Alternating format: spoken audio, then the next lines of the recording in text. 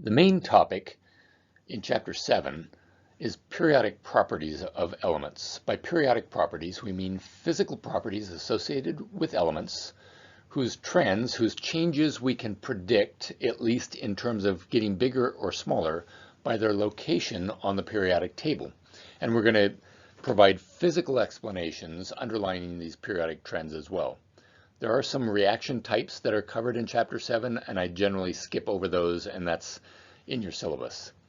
So by the end of this chapter, you should understand better what we mean when we use terms like atomic size, ionization energy, and electron affinity, and be able to predict, if I ask you which of these two elements has a larger or smaller value of any of those properties, you should be able to predict that just by looking at a periodic table. So in this first section, we're going to talk about effective nuclear charge and sizes of atoms. Effective nuclear charge is the property that underlies the physical explanation for many of our periodic trends, so it's really important to understand how it changes. We introduced this idea in the last chapter.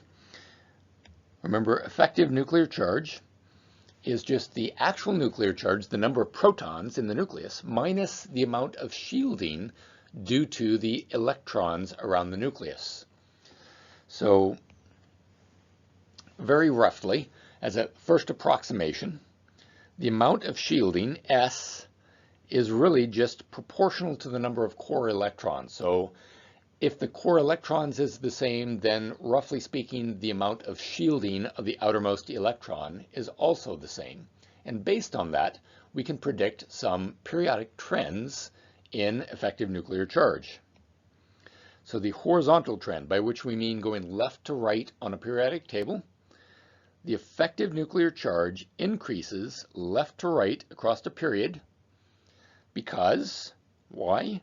The same number of core electrons and hence roughly the same amount of shielding, but the number of protons, the actual charge in the nucleus, increases. So if Z is bigger and S remains the same, we have a big Z subtracting the same S, we get a bigger effective nuclear charge. The vertical trend on the periodic table is that effective nuclear charge increases very slightly from top to bottom within a given group. Right? They have the same number of core electrons, but the outermost electrons are in more and more diffuse orbitals, and so they just don't shield as efficiently, so that the outermost electron tends to feel a slightly larger effective nuclear charge at the bottom of a group than it does at the top. Now note in particular, these reasons are based on physical principles. If I ask you why one element has a larger Z effective than another, the reason is not the placement on the periodic table. That's sort of the guideline that allows us to predict a trend. That's not the reason. And one way of thinking of that, the elements have no idea where you've placed them on a periodic table. What they know about are the physical principles. How many core electrons? How many protons? What sort of shielding there is? Those are the physical reasons behind the trend. Let's look at atomic size. The first thing to think about is, what do we even mean by atomic size? The problem with this is that electrons are really smeared out in this fog of electron density. So what do you mean by the size of an atom? Atoms are not little marbles. They don't have well-defined edges. So if we look at a fuzzy sort of electron or atom here on the order of 1 angstrom, by the way, this inset, this is just a magnified view of the nucleus of the atom.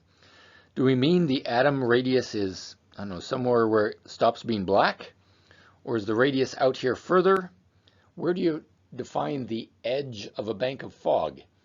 It's not particularly well defined. We just have to be careful about how we define things.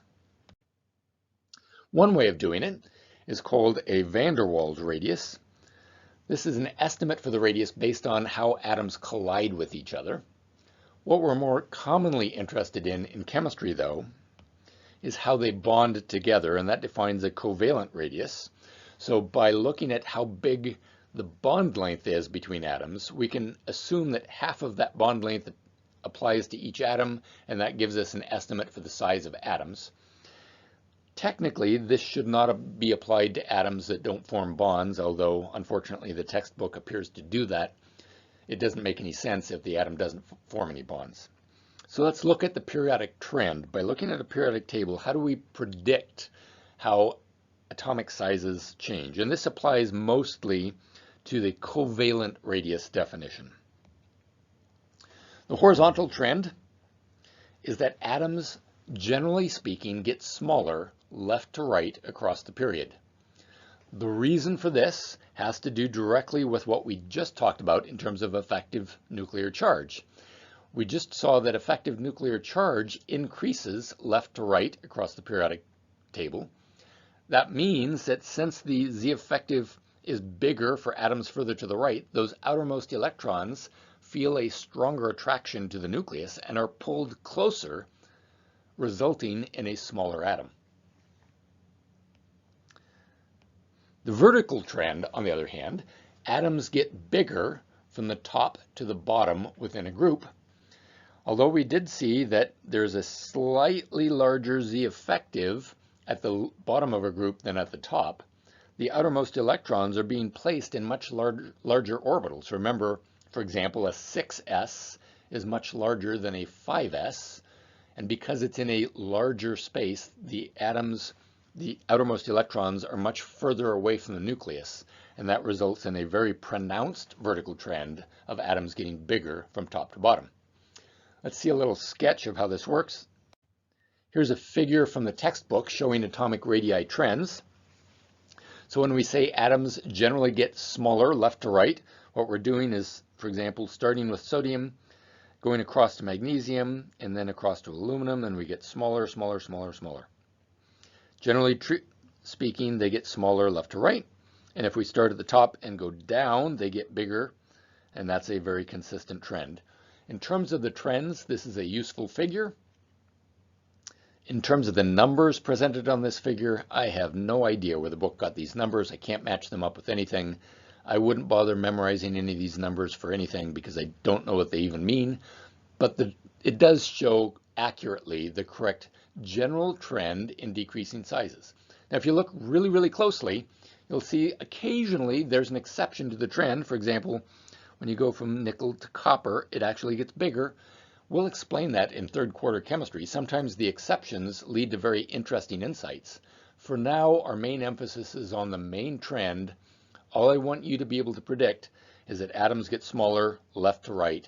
We'll worry about any sort of exceptions later. Now, we can also apply these sorts of trends to ions. But before we do that, let me talk a little bit about how ions get formed, especially for transition metals, because it's different than you might expect.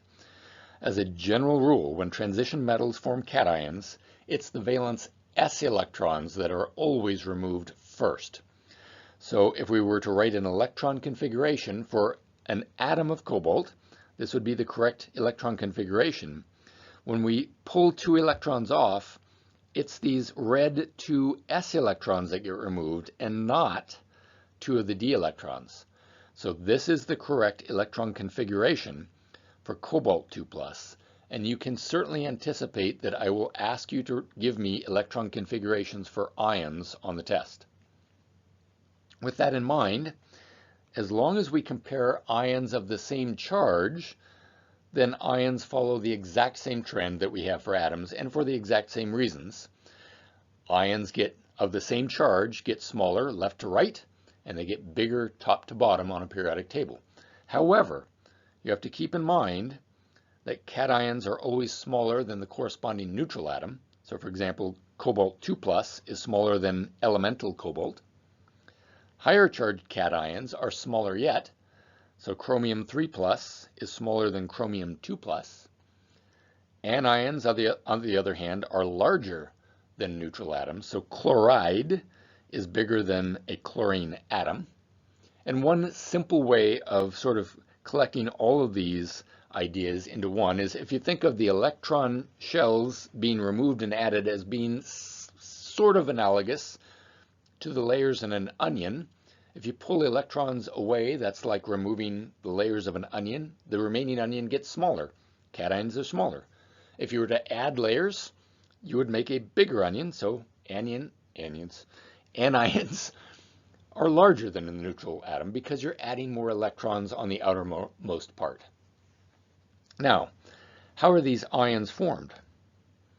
Well, to form a cation, you have to remove electrons from a neutral atom. That electron is being held onto the atom by its attraction with the effective nuclear charge, so pulling it away has got to cost some amount of energy. Likewise, when you form an anion, when you push an electron onto an atom, there has to be some sort of energy involved there. What we're going to do next in our next lecture is define those energies very carefully and then explore the periodic properties that they have that we can predict on the periodic table.